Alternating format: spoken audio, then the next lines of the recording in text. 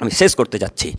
আয়েশা রাদিয়াল্লাহু তাআলা আনহা বলেন, রাসূল সাল্লাল্লাহু আলাইহি সাল্লাম বলেছেন, আয়েশা রাদিয়াল্লাহু তাআলা আনহা বলেন, ইদা দাখালাল আসর, যখন রমজান মাসের শেষ 10 দিন আসতো, একটু দেখেন তো, যখন রমজান মাসের শেষ 10 দিন আসতো, তখন আল্লাহর নবী ইতিকাফে বসতেন, তখন তিনি ইবাদত করতেন। সাদ্দা মিজারাহু, তিনি তার লঙ্গিকে শক্ত করে বাঁধতেন, খুব টাইট করে বেঁধে নিতেন। ও আহিয়া লাইলাহু, সারা রাত্রি ইবাদতে কাটাতেন।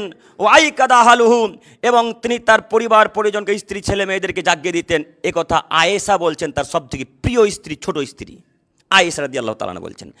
তিনি বলছেন রমজান মাসের শেষ 10 দিনে, ভাই একটু বসেন, ভাই বসেন বসেন, শেষ 10 দিনে তিনি লঙ্গিকে শক্ত করে বাঁধতেন, এই কারণে যে ইবাদতে যেন তার কোনো ঘাটতি না হয়, ইবাদতে যেন তার কোনো কমে না যায়। তাই তিনি কাদ রাত্রিটিকে ধরার জন্য লঙ্গিকে শক্ত করে বাঁধতেন। কেন? যে আবার যখন আমি ঘুম থেকে ইবাদত করার পর লঙ্গি বাঁধবো, তখন আবার 1 মিনিট নষ্ট হবে।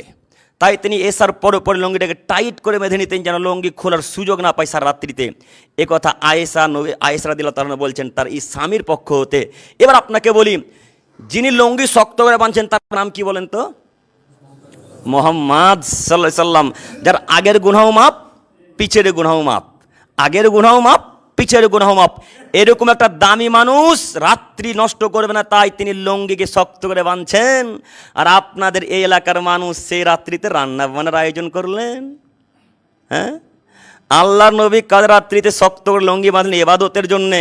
আর রামপুরা, জঙ্গিপুর, সাইদাপুর ইত্যাদি ইত্যাদি বড়জঙ্গলের মানুষ ইবাদতের রাত্রিতে তার রান্না বান্নার আয়োজন করলো। সে রাত নাকি বিরিয়ানি হবে, সে রাত নাকি খিচুড়ি হবে। কাল রাত্রিতে রান্না হয় না আপনাদের মসজিদে নাকি? হয় না? আলহামদুলিল্লাহ, যদি না হয়ে থাকে খুব ভালো। আপনাদেরকে বলে যাচ্ছি, কাদ রাত্রিতে কোনো রান্না বান্নার আয়োজন চলবে না। কাদ রাত্রিতে রান্না বান্নার আয়োজন করা নাজায়েজ, কাদ রাত্রিতে রান্না বান্নার আয়োজন করা যাবে না। যেই সমস্ত এলাকাতে কাদ রাত্রিতে রান্না বান্নার আয়োজন করে, তারা সব অশিক্ষিত, তারা সব বেহায়া, তারা সব নির্লজ্জ, তারা সব বেহায়া বর্বর মানুষ। দেখি কোন মায়ের বেটা বলে যে কাদ রাত্রি রান্না বান্নার আয়োজন চলবে, অসম্ভব। কাদ রাত্রি হলো ইবাদতের রাত্রি, কাদ রাত্রি হলো ইবাদতের রাত্রি। সে রাত্রিতে শুধু ইবাদত চলবে, রান্না বান্না আয়োজন চলবে না। এই গ্রামের সর্দারকে অনুরোধ করে যাচ্ছি, গোটা পৃথিবীর সর্দারদেরকে আহ্বান জানিয়ে বলে যাচ্ছি, কাদ রাত্রিতে মসজিদে কোনো আয়োজন চলবে না। একটাই কাজ চলবে, সেটা হলো ইবাদত। তাছাড়া রান্না বান্নার আয়োজন, মিষ্টি খাওয়া দাওয়া, চা খাওয়া দাওয়া ইত্যাদি ইত্যাদি আর কিছুই চলবে না। যদি চলে তো আপনি প্রস্তুতি গ্রহণ করে থাকবেন।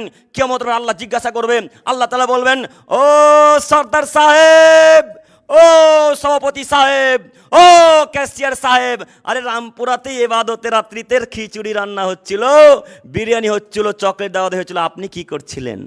তখন আপনি বলবেন, আল্লাহ তাআলা, আমি তো জানি না আল্লাহ, আমি তো জানি না, আমি তো জানি না। তখন আল্লাহ তাআলা বলবেন, আরে সেদিন তোমাদের ইমাম সাহেব বলেনি যে কাদ রাত্রিতে রান্না বান্নার আয়োজন চলবে না? এটা আল্লাহর প্রশ্ন হবে। সেদিন যখন বলবে না জানি না, তখন আল্লাহ বলে, আচ্ছা ঠিক আছে, জাহান্নামে যা।